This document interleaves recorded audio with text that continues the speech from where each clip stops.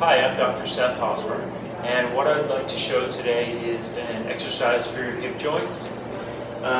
It's common for people to have hip pain, and specifically pain where the leg joins with the pelvis. So what we're talking about here is the actual hip socket.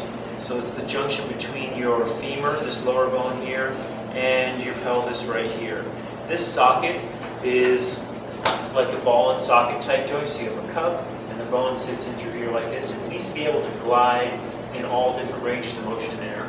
It's common for people that are endurance athletes or that sit at a desk for that joint to get restricted, and so you lose some mobility in certain directions. And so what I'd like to teach today is an exercise to try and get some of that mobility back.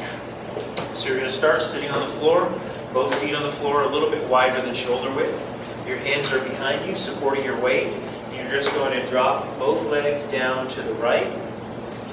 On the upside, if you feel some pinching in the hip socket, that's common with people that have hip tightness. Just stretch that leg forward a bit as you're doing the exercise, then come right back. Stretch the other side. It's okay for your hip to lift up, reach through the leg, and make sure that your leg gets all the way to the ground. You don't want to float this knee in the air.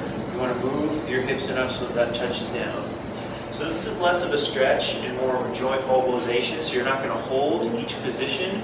You're just going to alternate from one side to the other. Typically 10 repetitions to each direction is adequate. Once you've done both legs, then you can drop one leg out straight, just let this leg rest, and you'll repeat the same movement with just one leg. That makes it a little bit easier to focus on getting out any tight spots that are left just on that one side. Again, we're going to do 10 of that and make sure that your knee is coming all the way to the ground and not hanging out in the air at the end of the rep. The last version of this exercise is similar to the first, but we're going to lift up so your hips aren't touching the ground when you start. Again, drop your knees down to the right. It's okay for your hip to touch the ground at the end on one side, then back to the other side, and alternating back and forth on this one.